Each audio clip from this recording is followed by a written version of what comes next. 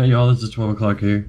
A little bit different type of tip this week. So it's a big problem when you go to buy a used bike a lot of times that you have no idea if the thing's stolen or not. So what do you do when you go to buy a bike and you're just not sure if it's stolen or not? Everybody always posts on Facebook, hey, who can run a VIN for me? Who can do this? Who can do that? I'm here to tell you, you can run the VIN. There's actually a website out there that you can run a VIN number and see if there's any record of it being stolen. This is nicb.org/VIN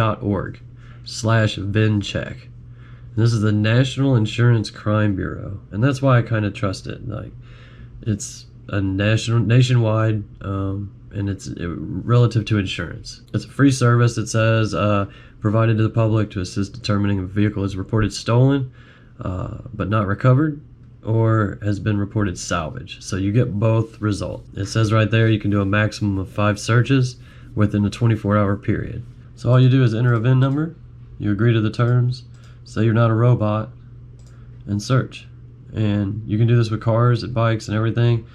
This bike at some point had been totaled. The title that I have for it is a good title, so it's been since checked and cleared, but it's not stolen. It's not identified as being a theft. So there you go. Hopefully that'll put your mind at ease the next time you go to buy a used motorcycle from someone you don't know, someone off Craigslist. You never know. This is 12 o'clock, and I can't guarantee anything on a website. This is just the tip.